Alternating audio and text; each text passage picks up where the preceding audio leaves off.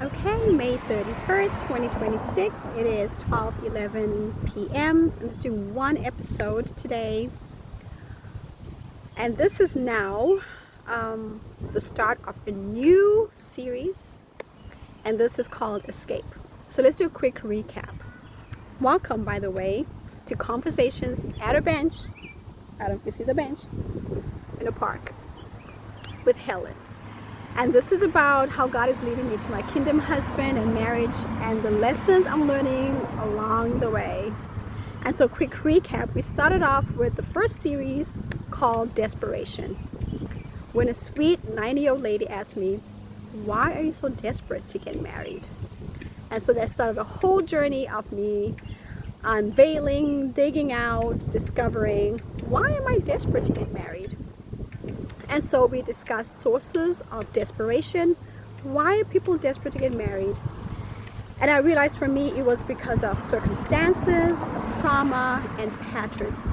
So we left off, the last time we left off is I was in the States, in Detroit, sitting at the table, making that decision whether to marry this man or not to marry him. And the voice of my father spoke to me. And he asked me a very simple question. And as I mentioned, his voice was clear, so clear. Even though it was an internal voice, it was as if I could hear him like you're hearing me. And he said so clearly, one simple question. You're either going to choose him, or you choose me. It was very clear, very stern, yet kind and compassionate. He paused. No rush, waited for me to make a decision. I was having an internal struggle, but then I made a decision. And I said, I choose you, Lord. I choose you. And so that began the escape. So welcome to the new series called Escape. Now, from that time when I made that decision, I left the U.S. within 2 weeks. Within 2 weeks. It was a crazy ride. And this is what we're going to talk about. Forgive me, I'm sniffling because allergies are kicking my butt. And so when I made that decision, I said, okay, so I guess I'm going to Canada. I think by this time my friends they had already gone. The friends I mentioned that had offered to go with me, for me to go with them, they had already gone. And so I was like, okay, now I have to figure out how am I going to do this with no money. Now, what I didn't mention was prior to this, I had put in my resignation on my job. I think I ended that job end of July, because I think that was around the time when my friends were kind of talking about going to Canada, and I wanted to just be ready just in case I just was going to go. But since I decided to stay, because this whole get married, get your papers situation, and so I wasn't working. And remember, this was E-Verify, so it was very hard for me to find a job. I was too scared to apply to official good jobs because I didn't want to be found out. And so I was just living off of what I had, and of course my boyfriend at that time was really taking care of me, so I really had no need. But now I had to go. And so I was like, what do I do? Do I tell him? Do I not tell him? How do I do this? And I'm trying to remember how I really did all this. I believe I told him. I told him that, I'm thinking about going to Canada. And I don't know what reason I gave. Because I know I didn't tell him about my encounter with God. Because obviously he was going to think, yeah, really, that's crazy. So I really don't know what I said. I don't know if I just made it seem like, oh, I'm just entertaining the thought, but I'm not really sure. But in the background, I was like, I am leaving.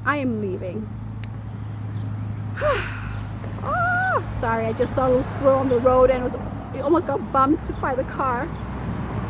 And so I was like, okay, Helen, you got to make a plan. I looked at my account like, what do I do? So I was like, okay, I did my research, how to go to Canada. Oh, Roxham Road. I reached out to an organization, so kind. The ladies were so kind. They walked me through it. They told me how I could cross over to Canada and all this good stuff. So I'm very grateful for them. And then, of course, my friends that I crossed over told me exactly what they went through, you know, how it all worked out, gave me information about taxis to take, blah, blah, blah. So I was like, okay. Now let's make a plan. So the plan was to get to New York, to get to the border in New York. What's the name of the place? I forgot now. But anyway, in that place, there's a place called Roxham. Those of you who know, you know Roxham Road. And so you could cross over. And so I said, okay, looked it up. I saw there were Greyhound buses that could take me to New York. So I went and I booked a Greyhound bus. So it has the 2 buses, I guess. 2 or 3 buses I had to take from Detroit to Ohio, I think Ohio to New York, something like that. So I booked the ticket, did not tell my boyfriend. And I was like, okay. I was like, at this point, this is about to be an escape. Like, it's about to be an escape. I think I eventually told him when it was just maybe not even a week left for me to go. That kind of like last minute thing. Yes, I was very shocked, very surprised, not too happy, but I guess he just understood, I don't know. At that point, I really didn't care because my mind was, I'm going and I'm leaving. And what really made me make this decision and be final about this, besides God's voice and giving me that choice, is because one day I was sleeping in bed, and of course my boyfriend was there. And so I was turned over, and I don't know, I just woke up. It's like something woke me up, which we know is the Holy Spirit. And so I wasn't facing him, I was facing the left side. So it was like my back was towards him. Family, I can't believe I'm saying this. I never told this to anyone. But God, He wants me to tell my testimony. So I open my eyes. My boyfriend's beside me, and I'm hearing him speak. He's speaking, but there's no one in the room. And the way he's speaking is not in English. And I was like, oh my gosh. So I'm like this way, right? And I'm like, Helen, don't move, don't make a sound. Don't make a sound, just listen. So I was pretending to be asleep, but I was listening to this guy, and he was speaking.